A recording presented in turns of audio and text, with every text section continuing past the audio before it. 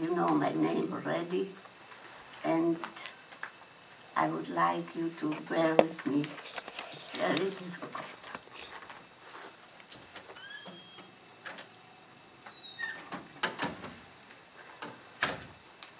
When the war started, the Germans came into our city, which was in Galicia. We were a family of 7, 4 children, parents, and my grandmother. It's very hard for me to talk, so please be patient with me. When the Germans came to our city, we lived very comfortable. We had a nice home, and they right away started, I don't know the reason, but I think because in our city was a factory of ammunition, and they evicted all the Jewish people from their homes. It was the day after Shlichot. It was the Jewish holiday. And we went for Shlichot the next day. We were evicted from our homes. The day was so bad that they didn't even give us time to take enough things, but whatever we could, we took with us. And we went to the nearest place, which was Lemberg. My father had some friends and family there, and they accepted us very, very well. We were about 1 year there when the Russians came. The Russians were there already, but they came to our home and they said, we have to leave. And the reason was maybe because we were new immigrants there, and maybe because we had passports which were German passports. My parents were born, for that part of Poland was Austro-Hungarian Empire. So my father had an Austrian passport, and we had dual citizenship.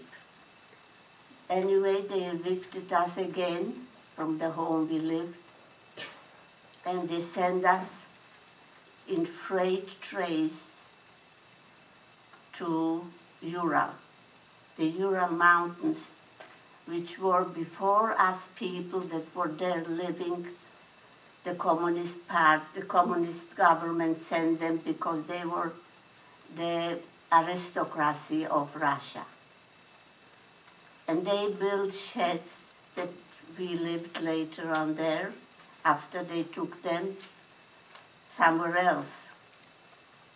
And they gave us only one room for all the family to live with another family, the next room. It was like a little shed built of logs that the people that lived there before us had to do it themselves. When the war started with Russia, Germany attacked Russia, they let us go from there. It was very difficult. We didn't know where they are taking us. Again, in freight trays, they took us to the south of Russia, which was Uzbekistan. And there were people that didn't want us there because they thought that we were Russians. And they really suffered because they took away their religion. They were Muslims, and they didn't let them go to the mosque to pray. And they didn't want us there because we couldn't communicate with them, their language. So they were very hostile to us, and they were very angry at us. When we lived there for a little while, they got to know us, and we told them that we are not Russians, that we are the same like they, that we just want to survive the war. And the Germans were just marching into Russia and they did not stop until Leningrad. After a while, when the winter came and they couldn't take the Russian winter, they started to give up, and they ran away. At that time, we didn't even know what happened to the Jewish people that were left in Poland. We had no radio, we had no news, we had no papers. We survived by being hungry all the years. I don't know if the people that lived there didn't help us, we would have not survived. And my mother did not survive. In 1943, she passed away of hunger and sickness. Please bear with me.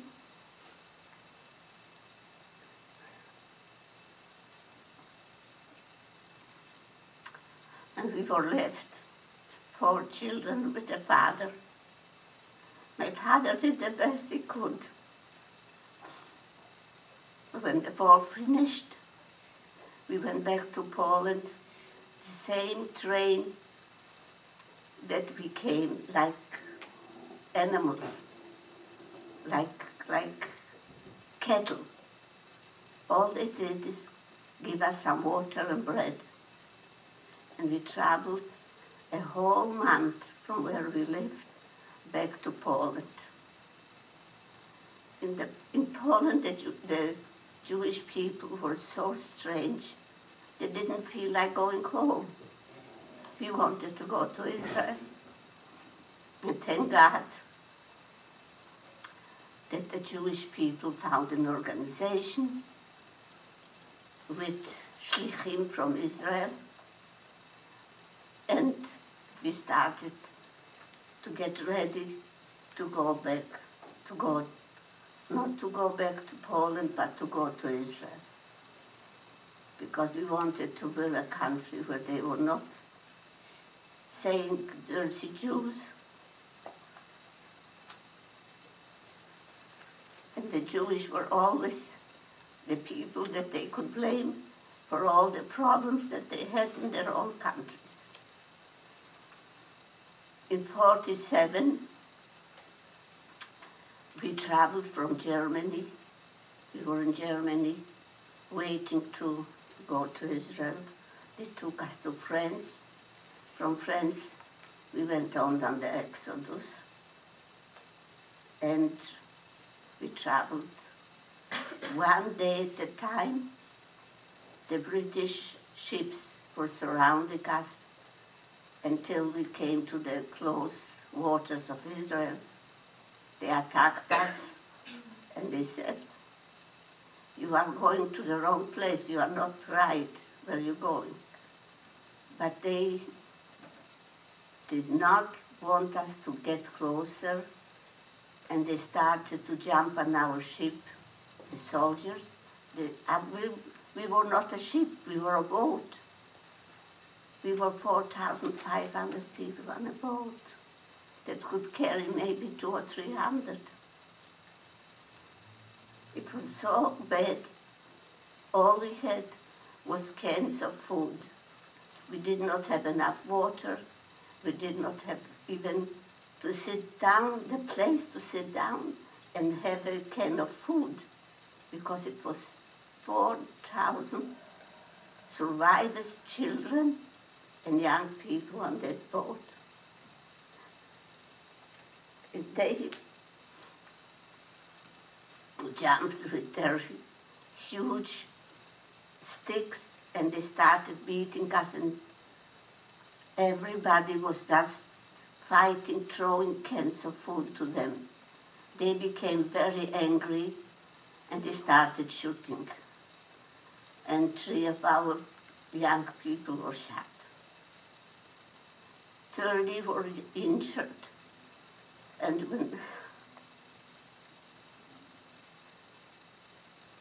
then they dragged us to Haifa. In Haifa, they unloaded us to ships, to huge warships where they had to drag every child and every person from the boat by force. We did not want to leave. And then they took us back to France in their boats.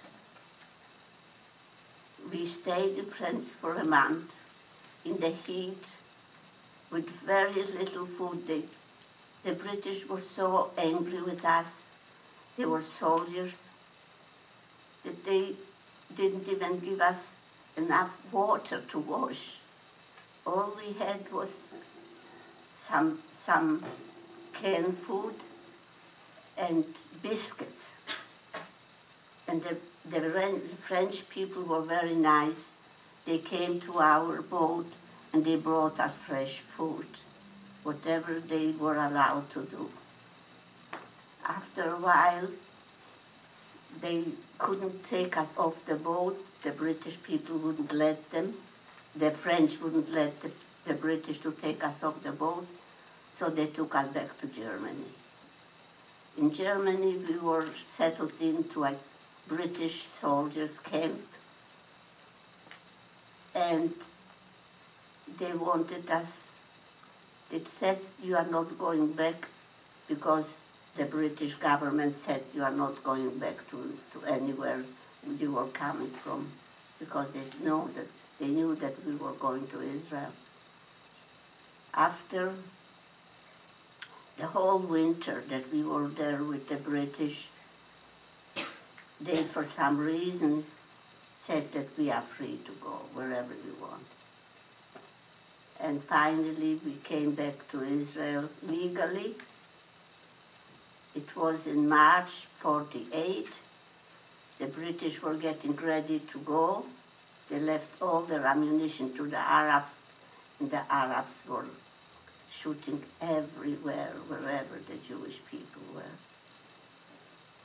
And I don't know, there must have been Nes Mi'ashamayim, a miracle that we survived. Thank God we have a country that we love. We are a Jewish state. Everybody should be proud to know that we are not Jewish people that have no home. We have always a home that we can go to. Thank you very much.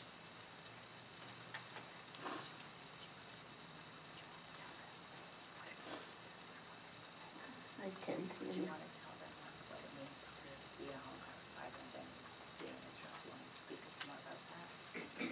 Oh, well, there's a lot more, but I think that I will bore you with my own. Do you want to tell them that? Well, I was in Israel, and I came. I knew very little Hebrew, but they were asking me, and I was on the kibbutz, to tell them how we survived. I don't know how I did it, but I did it. And they knew that we came to Israel because we wanted to. And our own hope was to live in Israel, in a free country. So, thank God that I am now a grandmother. My children, my grandchildren, we never talked about it. We could never talk. Even now it's so difficult for me to say all these things because it takes a lot of effort to go back and to know that I survived such a hardship that it's really a miracle. Thank you very much.